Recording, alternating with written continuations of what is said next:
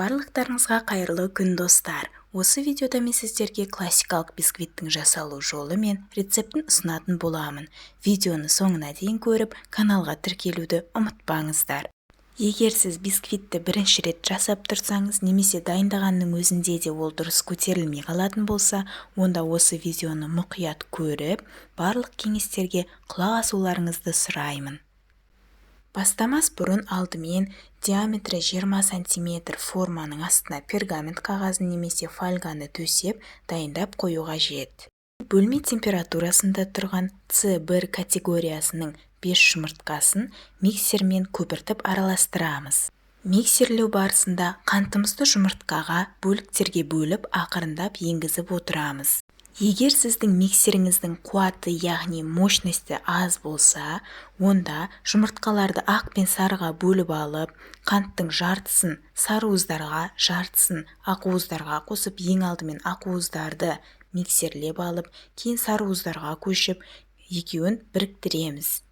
Менің жұмыртқаны ағы мен сарысына бөліп жасаған бисквитімнің видеосын оң жақ бұрышқа бекітіп қоямын. Жұмыртқалар мен қантты миксерлеген кезде ыдыс пен венчиктердің таза, құрғақ болуы шарт.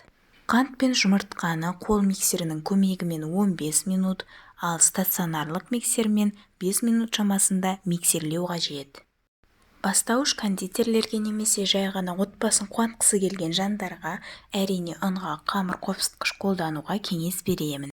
Егер сіздің бисквит пісіруде тәжірибеңіз болса, онда қопсытқышты қоспай-ақ осы ұнды електен өткізіп жұмыртқалы массаға енгізе бересіз. Ұнды жұмыртқалы массаға енгізу барысында еш уақытта миксермен емес, силиконды күрекше немесе қасықтың көмегімен төменнен жоғары қарай видеода көрсетілгендей араластырамыз. Және де бисквитіңіздің биік болып көтерілгенін қаласаңыз, онда жоғарғы сұрып орысша высший сорттың ұнын електен өткізіп қолданған жөн. Бисквит пісірудегі тағы бір құпия кеңес, ол қамырды ұзақ араластырмау. Бұл дегеніміз ұнның бөлек жиындылары қамырмен бірге біркелкі болып біріккеннен кейін оны бекер босқа араластырып, басып тастауға болмайды деген сөз. Қамырымызды дайын болған бетте формаға құямыз. Форманы еш нәрсемен майлап жағудың қажеті жоқ. Бисквитті міндетті түрде қызып тұрған пешке 170 градуста 50 минут шамасында пісіріп аламыз. Бастапқы 30 минутта пештің есігін ашуға болмайды. Барлығымызда әртүрлі пеш болғандықтан пісіру температурасы өзгере беруі мүмкін. Егер сіздің бисквитіңіз тез қызарып, ортасы пісіп үлгермей жатса, онда температураны төмендетіңіз.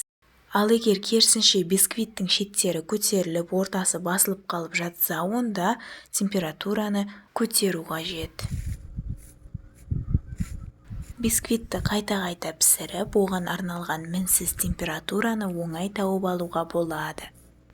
Бисквитті піскеннен кейін сөніп тұрған духовканың ішінде 10 минуттай суытып аламыз. Суыған бисквитті пищевой пленкаға орап, кем дегенде тоңазытқышта 1-2 сағаттай ұстай тұру қажет. Сонда оны корждарға бөлген кезде оңай кесілетін болады. Тоңазытқыштан шыққан бисквитті биіктігіне байланысты 2, 3 немесе 4 коржға бөле аламыз. Сіздерге жай ғана оның ортасын көрсету үшін мен оны 2 коржға бөлген болатынмын. Мен бисквитті айналдырып тұрып кішкене пышақтың көмегімен корждардың ізін қалтырып аламын. Кейін тістері бар ұзын пышақты түзу ұстап, ақырындап бисквиттің ортасына қарай жылжытып кесемін. Екінші қолмен бисквитті жылжытпай бір орында ұстап тұрамыз. Бисквитті түзу етіп кесудің жіппен және кондитерлік струнаның көмегімен жасалатын жолдары да бар. Көп жағдайларда классикалық бисквит құрғақтау болып келеді, сондықтан кондитерлер оған пропитка жасайды.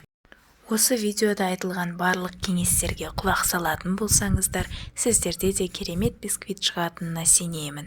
Келесі видеоларда көріскенше, назарларыңызға рахмет.